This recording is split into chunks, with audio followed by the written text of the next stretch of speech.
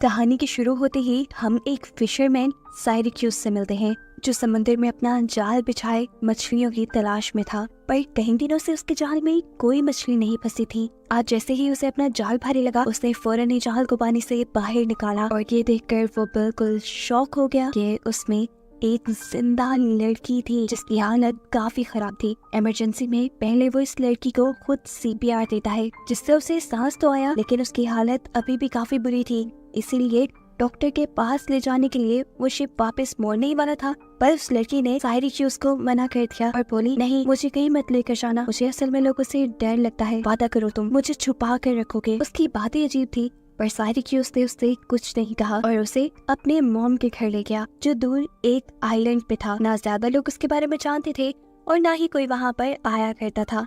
काफी दिन से मछलियाँ ना मिलने पर उसकी भी फाइनेंशियल हालत काफी खराब थी। उसके पास जो कुछ खाने को था उसने वो सब इसी लड़की को दे दिया और खुद अपनी बेटी को लेने के लिए अपनी एक्स वाइफ के घर चला गया। यहाँ पर हमें मालूम होता है कि साइरिक्यूस की बेटी एनी को डबल किडनी फेलियर है, यानी उसकी दोनों किडनीज फेल हो चुकी हैं और कोई डोनर ना मिलने की वजह से उसे बार बार डायलिसिस करवाना पड़ता है। डायलिसिस के दौरान एनी अपने डैड से कोई स्टोरी सुनाने को कहती है और साइरिक्यूस उसे आज होने वाला वाकया ही स्टोरी की शक्ल में सुनाने लगता है कि किसी दौर में एक गरीब फिशरमैन हुआ करता था। हर रोज मछलियां पकड़ने के लिए वो समुद्र में निकलता था, लेकिन कई दिनों तक उसके जाल में कोई मछली नहीं फंसी। और फिर एक दिन ऐसा आया कि उसके जाल में एक खूबसूरत लड़की फंस गई। एनी उसकी बात काट कर पूछती है, क्या वो सर्की थी? साइरिक्यूस को सर्की वर्ड के बारे में नहीं पता था। फिर एनी बताती है, सर्की असल में समुद्र में रहने वाली एक इंसानों जैसी क्रिएचर है जो मैजिकल सॉन्ग्स गाती है और अपने मैजिकल सॉन्ग से कुछ भी ठीक कर सकते हैं। और आपको पता है डैड, ये सर्की जमीन पर भी रह जाते हैं। उनके पास अपना सील कोट होता है जिसे अगर वो जमीन के अंदर दबा दे तो वो 7 साल तक जमीन में भी रह सकती हैं। तब तक रह सकती हैं जब तक उन्हें सी खुद वापस ना बुलाए। ये सारी बातें सुनने के बाद साइरिक्यूस बस हूँ ही कह पाता है, क्योंकि उसे उस समुद्र से मिली लड़की के बारे में ज्यादा कुछ नहीं पता था, यहाँ तक कि उसका नाम भी नहीं मालूम था। खैर, अब एनी का डायलिसिस भी खत्म हो चुका था, जिसके बाद वो एनी को उसकी मॉम के घर छोड़ आता है। खुद वो अपने घर आ जाता है। अगले दिन जब वो फिशिंग के लिए जाने वाला था तो उसने सुना कि वो लड़की गाना गा रही थी। उसकी आवाज में सच में कोई जादू था, जिससे साइरिक्यूस को अपनी बेटी एनी की बातें याद आने लगी कि क्या ये लड़की सर्की तो नहीं। खैर, उसने अपनी सोचों को झटका और अपनी बोट को करीब करने लगा। तब उस लड़की ने बोला, क्या मैं भी तुम्हारे साथ फिशिंग पे चलूं? साइरिक्यूस ने कहा, देखो, तुम्हारी मर्जी है, वहाँ पर बहुत से लोग होंगे, तुम खुद ही अनकंफर्टेबल होगी। लेकिन इस लड़की के फिर भी जिद करने पर साइरिक्यूस मान गया। समुद्र में जाकर साइरिक्यूस उससे उसकी गाए हुए गाने के बारे में पूछता है, जिसके बारे में लड़की कोई खास जवाब नहीं देती।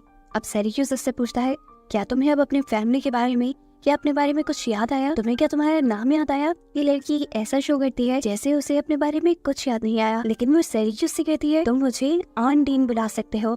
ऑनडीन एक फ्रेंच वर्ड है जिसका मतलब है पानी से निकली हुई लड़की। खैर, अब साइरिक्यूस अपने लॉबस्टर ट्रैप को बाहर निकालता है और देखता है कि आज भी उसके जाल में कुछ नहीं फंसा था, लेकिन उसके हालात इतने खराब हो गए थे कि वो बगैर शिकार किए जा नहीं सकता था। उसने ट्रैप्स को दोबारा पानी में डाला और इस मर्तबा ऑनडीन ने गाना गाना शुरू किया। वो गाना गाती रही, जिसके बाद जब साइरिक्यूस ने अपने जाल ऊपर किए तो हैरान कुन तौर पे उसके हर जाल में एक एक लॉबस्टर फंसा था, जो देखकर ना सिर्फ वो बहुत हैरान हुआ बल्कि खुश भी हो गया। ये लड़की तो उसके लिए लकी साबित हुई थी। वो ऑनडीन से कहता है, क्या तुम रोज मेरे साथ फिशिंग पे आओगी? तुम मेरे लिए लकी हो और इसके लिए मैं तुम्हें पैसे भी दूंगा। काफी सारे लॉबस्टर पकड़ने के बाद साइरिक्यूस वापस टाउन में आता है, जहाँ उसे अपनी बेटी को स्कूल से पिक करना था। एनी इस टाइम अपनी मोटर व्हील चेयर पर थी, जबकि साइरिक्यूस अपनी कार में। क्या एनी उसे दोबारा स्टोरी कंटिन्यू करने को कहती है जो कल उसे छोड़ दी थी। तब साइरिक्यूस उसे बताता है, वो लड़की जो समुद्र से निकली थी उसकी आवाज तो जादुई थी।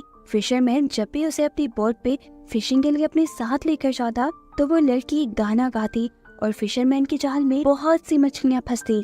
अब साइरिक्यूस ने इतनी ही कहानी सुनाई थी कि तभी एनी की मॉम का घर आ गया। साइरिक्यूस ने उसे घर जाने को कहा और खुद दूसरी तरफ मुड़ गया, क्योंकि वो सिर्फ उसे पिक करने ही आया था। लेकिन अब एनी उसका पीछा करने लगी थी, क्योंकि एनी को लग रहा था उसके डैड जो उसे कहानी सुना रहे हैं वो शायद सच है और उसके डैड उससे कुछ छुपा रहे हैं। इसीलिए उसने अपने डैड का पीछा करना शुरू कर दिया और तब उसका शक हकीकत में बदल गया जब सच में उसने अपने डैड के घर एक लड़की को देखा, जिसके लिए उसके डैड कुछ नए कपड़े लाए थे। यहाँ पर साइरिक्यूस ऑनडिन से पूछता है तुम कब तक यहाँ रुकने वाली हो, जिसके जवाब में ऑनडिन कहती है ये तो तुम पर डिपेंड करता है। और तब ना चाहते हुए साइरिक्यूस के मुंह से निकला तुम यहाँ हमेशा के लिए भी रह सकती हो। और ये सुनते ही ऑनडिन खुश हो गई। यहाँ पर वो ऑनडिन को बताता है कि मैंने एनी को तुम्हारे बारे में बताया है, लेकिन ऐसे नहीं जैसे तुम सच हो। मैंने तुम्हारे बारे में उसे एक स्टोरी की शक्ल में बताया है। और इस चीज से ऑनडिन निराश नहीं थी, बल्कि उसे तो अच्छा लगा था। अब दूसरी तरफ एनी, जिसने अपने डैड के घर पे एक लड़की को देख लिया था, उसे लग रहा था कि वो जरूर सर्की है। और अब सर्की रियल दुनिया में एग्जिस्ट करते हैं या नहीं, इस चीज की इन्वेस्टिगेशन करने के लिए वो एक लाइब्रेरी में पहुंचती है और वहाँ से कुछ बुक्स बोरो करती है। और दूसरी तरफ हम सर्क्यूस को देखते हैं, जो चर्च में अपने गुनाह कन्फेस करने के लिए आया था। असल में वो और उसकी वाइफ किसी टाइम पर बहुत बुरे ड्रग एडिक्ट हुआ करते थे और उस वक्त पे उनकी बेटी की तबीयत बहुत ज्यादा खराब हो गई, जिसके बारे में उनको काफी देर से पता चला। और फिर जब साइरिक्यूस उसे डॉक्टर के पास लेकर गया तो उन्हें मालूम हुआ कि उनकी बेटी को डबल किडनी फेल गया है। ये जानकर वो पूरी तरह टूट गया और उसने फैसला किया कि अब वो सब कुछ छोड़ देगा, क्योंकि किसी एक पेरेंट को तो अपनी बेटी का ख्याल रखने के लिए ठीक होना ही था और उसकी वाइफ ठीक होने वाला मटेरियल बिल्कुल नहीं थी। इसलिए उसने अपनी वाइफ से डाइवोर्स ले ली। लेकिन फिर कोर्ट ने साइरिक्यूस को एनी की कस्टडी इसलिए नहीं दी क्योंकि वो एक नॉर्मल फिशरमैन था। उसके पास इतना पैसा नहीं था कि वो अपनी बेटी की टेक केयर कर पाता। ऐसे एनी रहती तो अपनी मॉम के घर थी, लेकिन एनी के सारे काम साइरिक्यूस खुद करता था। ये सारे कन्फेशन करने के बाद साइरिक्यूस प्रिस्ट को ये भी बताता है कि उसे समंदर से एक लड़की मिली है जिसे वो अपने घर ले आया है। सारी बातों को तो प्रिस्ट ने काफी ध्यान से सुना, लेकिन इस आखिरी बात पर प्रिस्ट ने कुछ ज्यादा ध्यान नहीं दिया क्योंकि वो इसे एक स्टोरी लग रही थी। यहाँ पर एनी सर्की के बारे में सारी इंफॉर्मेशन कलेक्ट करने के बाद अपने डैड के घर आती है, जहाँ उसे ऑनडिन स्विमिंग करते हुए गाना गाती हुई दिखाई दी। उसे गाना गाते देखकर एनी उसके करीब आकर जोर से चिल्लाते हुए पूछती है, क्या तुम सर्की हो? क्या तुम अपने इस मैजिकल सॉन्ग से मुझे ठीक कर सकती हो? तुम्हारा सील कोड कहाँ है? मुझे पता है तुम्हारे पास एक सील कोड भी है। अगर तुम उसे जमीन में दफना दो तो तुम्हें पता है तुम 7 साल तक और यहाँ रहोगी। एनी बहुत ज्यादा बातें कर रही थी, ऑनडिन को तो बोलने का मौका ही नहीं दे रही थी। और ऑनडिन उसकी इस सारी स्टोरी से समझ गई कि ये साइरिक्यूस की बेटी है, क्योंकि साइरिक्यूस ने उसे बताया था कि उसने अपनी बेटी को ऑनडिन के बारे में एक स्टोरी की शक्ल में बताया है। इसीलिए उसने एनी की किसी बात का खास कोई जवाब नहीं दिया। दूसरी तरफ साइरिक्यूस भी अब लाइब्रेरी में गया है, क्योंकि कहीं न कहीं उसे भी एनी की कहानियों से शक है कि ऑनडिन दूसरी दुनिया से आई है। उसे भी लग रहा है कि ऑनडिन एक सर्की है। इसी वजह से जब भी वो गाना गाती है उसके जाल में बहुत सारी मछलियां फंसती हैं। अब यहाँ इसी मूवी के अंदर हमें एक नए कैरेक्टर से मिलवाया जाता है। ये कौन है, कहाँ से आया है, इसके बारे में अभी नहीं पता, लेकिन ये साफ पता चल रहा है कि वो ऑनडिन की तलाश में है। अगले दिन साइरिक्यूस दोबारा ऑनडिन को लेकर मछलियां पकड़ने के लिए निकल जाता है। वो समंदर में अपना जाल फेंकता है और ऑनडिन गाना गाना शुरू करती है। देखते ही देखते उसका जाल बहुत सारी छोटी बड़ी मछलियों से भर जाता है और जैसे ही साइरिक्यूस जाल को ऊपर की तरफ खींचता है तो दूर खड़े गार्ड्स भी मछलियों के इस जाल को देखकर हैरान रह जाते हैं और साइरिक्यूस की बोट को चेक करने के लिए आ जाते हैं। उन्हें अब शक हो रहा था कि साइरिक्यूस के पास कुछ तो इलीगल था, जिसके जरिए वो इतनी सारी मछलियां पकड़ रहा था। गार्ड्स को अपनी तरफ आता देखकर साइरिक्यूस जल्दी से ऑनडिन को छुपने के लिए कह देता है और जब गार्ड आकर यहाँ हर चीज की तलाशी लेते हैं तो पहले तो उन्हें कुछ उल्टा सीधा यहाँ से नहीं मिलता, लेकिन जब वो फिशिंग नेट वाला कैबिन खोलते हैं तो उन्हें वहाँ ऑनडिन नजर आ जाती है, जिसको लेकर वो साइरिक्यूस से सवाल करने लगे। तो साइरिक्यूस ने उनसे पूछा, क्या लड़की को बोट पर लेके आना इलीगल है? इस चीज का तो सच में उनके पास कोई जवाब नहीं था, इसलिए उन्होंने साइरिक्यूस को छोड़ दिया। लेकिन जाते जाते वो ये सवाल जरूर पूछ के गए कि तुम ऐसा क्या कर रहे हो कि तुम्हारे जाल में इतनी मछलियां फंस रही हैं। गार्ड्स के यहाँ से जाने के बाद साइरिक्यूस ऑनडिन से कहता है, देखो ये टाउन बहुत छोटा है, पुलिस ने तुम्हें देख लिया है, अब सबको तुम्हारे बारे में पता चल जाएगा। बेहतर यही है कि तुम खुद ही सबके सामने आ जाओ ताकि ज्यादा सवाल जवाब ना हो। ऑनडिन भी साइरिक्यूस के कहने पर सब लोगों के सामने आ जाती है और लोग उसे देखने लगते हैं। ये सब उसे काफी अजीब लग रहा था।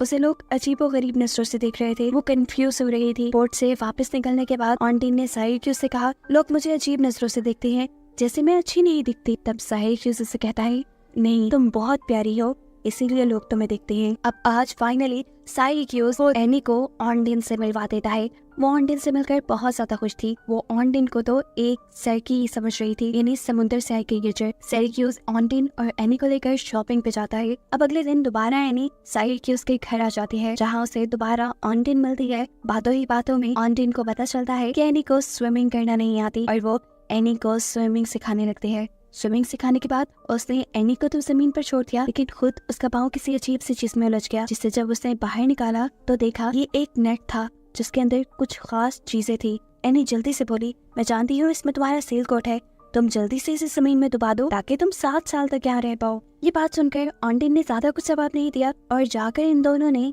घर के बैकयार्ड के अंदर उस बैग को छुपा दिया। यहाँ ऑन्टिन ने एनी से भी कहा, देखो इस बात को किसी को नहीं बताना, ये बात हम दोनों का सीक्रेट रहेगी, जिस पर एनी भी मान गई। अगले दिन टाउन में एक छोटा सा फंक्शन था जो कि सी साइड पे था। सिरैक्यूस ऑन्टिन और एनी दोनों को लेकर गया, जहाँ ऑन्टिन की पावर्स चेक करने के लिए एनी ने एक शरारत की और खुद पानी में जंप कर दी। एनी को बचाने के लिए फौरन ऑन्टिन पानी में गई और उसे पानी से बचा लाई। उसकी हालत काफी खराब थी। सिरैक्यूस ने इसीलिए उसे उसकी मॉम के घर छोड़ा और फिर ऑन्टिन को लेकर अपने घर आ गया। घर आने के बाद सिरैक्यूस बहुत ज्यादा परेशान था। उसे गिल्ट था कि उसने अपनी बेटी का ख्याल नहीं रखा। जहाँ पर ऑन्टिन उसे रिलैक्स करती है और ये दोनों काफी करीब आ जाते हैं। अब अगले दिन इन दोनों के करीब आने के बाद सिरैक्यूस को दोबारा गिल्ट होने लगा था। क्या ऑन्टिन एक इंसान है? वो चर्च में जाता है और कन्फेस करता है कि वो एक लड़की के करीब गया, एक ऐसी लड़की के करीब जिसके बारे में वो नहीं जानता कि वो जमीन से है या समुंदर से। इस कन्फेशन का आज भी प्रीस्ट ने ज्यादा कोई एक्शन नहीं लिया। जैसे ही वो कन्फेशन करके बाहर निकला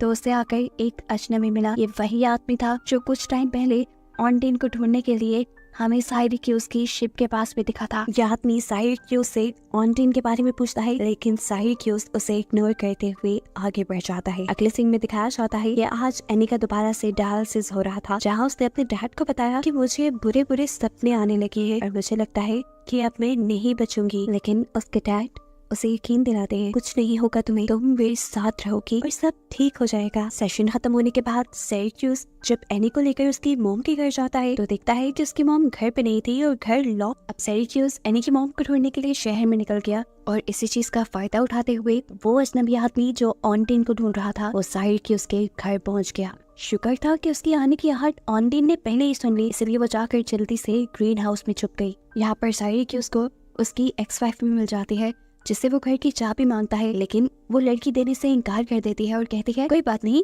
एनी को यहीं रहने दो, एनी यहीं पे ठीक रहेगी। हालांकि उसका अभी अभी डायलिसिस सेशन हुआ था। ना चाहते हुए भी सिरैक्यूस को अपनी बेटी को वहीं छोड़ के अपने घर आना पड़ा। घर आते ही वो शॉक हो गया क्योंकि ऑन्टिन उसे कहीं नहीं मिली। ढूंढते हुए वो जैसे ही घर के पीछे गया तो वहाँ उसे ऑन्टिन बैठी दिखाई थी जो काफी घबराई हुई थी। यहाँ पर सिरैक्यूस उससे सवाल करता है कि तुम यहाँ छुप के क्यों बैठी हो और आज मेरे पास एक आदमी भी आया था तुम्हें ढूंढते हुए, कौन है वो आदमी, तुम्हारा क्या लगता है? ऑन्टिन ने जवाब दिया, वो मेरा पागल हस्बैंड है जिससे मैं दूर रहना चाहती हूँ। सिरैक्यूस उसे ज्यादा डिस्टर्ब करना नहीं चाहता था, इसलिए उसने कहा चलो फिर ठीक है, तुम विश मांगो कि तुम्हें उस आदमी से छुटकारा मिल जाए। लेकिन यहाँ ऑन्टिन ने अपने लिए विश मांगने के बजाय विश मांगी कि एनी बिल्कुल ठीक हो जाए। ये सुनकर सिरैक्यूस को अजीब सा एहसास हुआ क्योंकि वो नहीं जानता था उसकी बेटी के साथ क्या हो गया। एनी जो अपनी ड्रंक मॉम के साथ उसके घर जाने वाली थी, उसकी मॉम का उसके ही बॉयफ्रेंड की कार के साथ एक्सीडेंट हो जाता है क्योंकि वो दोनों ही ड्रंक थे। इस एक्सीडेंट में वो आदमी मारा गया। एनी की मॉम को भी बहुत ज्यादा चोटें आई, जबकि एनी को कुछ ही खराशें आई थी, लेकिन वो बेहोश थी। कई घंटों बाद जब उसे होश आया तो सिरैक्यूस उसके पास था और बहुत ही ज्यादा परेशान था। इस टाइम पर डॉक्टर उसके पास आते हैं और उसे एक बहुत बड़ी न्यूज देते हैं। एलेक्स यानी एनी की मॉम का बॉयफ्रेंड जिसकी मौत हो गई थी इस एक्सीडेंट में, वो एक डोनर के तौर पे रजिस्टर्ड था और उसकी किडनी एनी के साथ बिल्कुल मैच कर रही थी।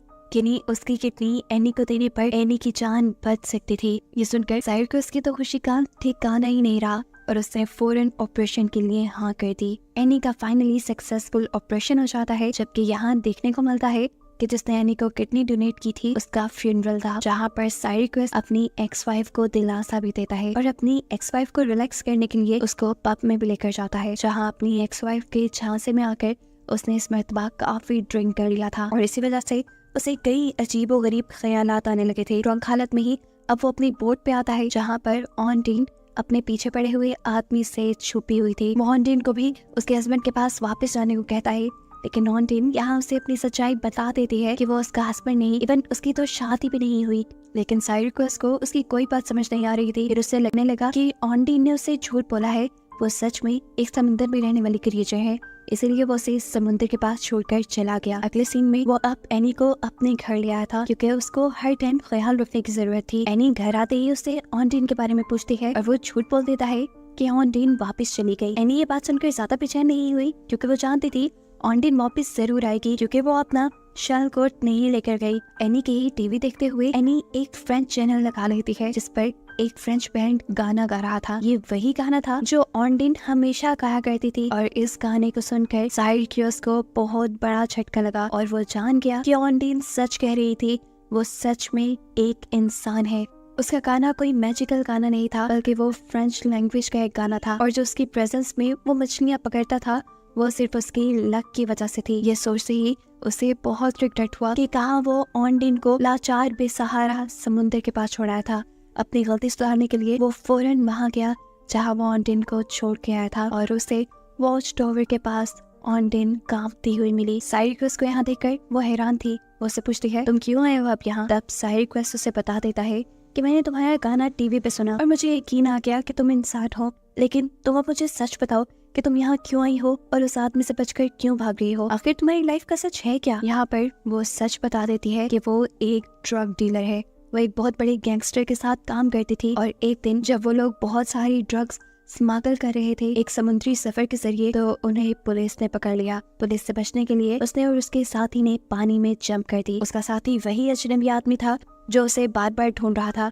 उसके साथी ने उसे कहा था कि चाहे जो भी हो जाए तुम अपने कंधों से ड्रग्स का बैग ना उतारना, लेकिन ड्रग्स के बैग के साथ ऑनडीन का सरवाइव करना मुश्किल हो रहा था। अपनी जान बचाने के लिए ऑनडीन ने वो बैग फेंक दिया और फिर अचानक से वो साइरक्यूस के जाल में फंस गई।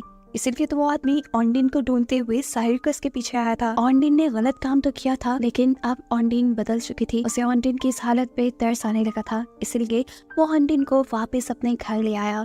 लेकिन घर आने पे उन्हें सबसे बड़ा झटका लगा ये देखते हुए कि उस आदमी ने पहले ही घर में घुसकर एनी को बंदी बनाया हुआ था ताकि साइरक्यूस आसानी से उसे ऑनडीन का पता बता दे। और एनी ने उसे सब बता दिया था कि ऑनडीन एक समुद्र से आई हुई लड़की है और वो यहाँ वापस जरूर आएगी क्योंकि उसने अपना सील कोट यही भी छोड़ दिया है। यहाँ पर वो आदमी उसे बताता है कि वो उस लड़की का सील कोट नहीं बल्कि झाड़ियों में लिपटी हुई ड्रग्स है। ये सुनकर एनी को कुछ समझ नहीं आई। इतने में ही ऑनडीन और साइरक्यूस उस आदमी के सामने आ गए। इस आदमी ने बगैर सोचे समझे ऑनडीन को मारना शुरू कर दिया और उससे ड्रग्स के बारे में पूछा। ऑनडीन अपने आप को बचाने के लिए उसे झाड़ियों में ले गई जहाँ ड्रग्स नहीं थे। अब गुस्से में यह आदमी ऑनडीन को मारने लगा था। इससे पहले कि वो उसकी जान ले लेता यहाँ पर एनी बोल पड़ती है कि मैंने उस बैग को ऑनडीन का सील कोड समझते हुए डैड की बोट पे छुपा दिया था। अब अगला सीन हमें बोट का दिखाया जाता है जहाँ आकर सभी लोग वो ड्रग्स का बैग ढूंढने लगे थे। पागलों की तरह वो आदमी भी ड्रग्स का बैग ढूंढ रहा था जहाँ अचानक ऑनडीन उस आदमी को धोखा देते हुए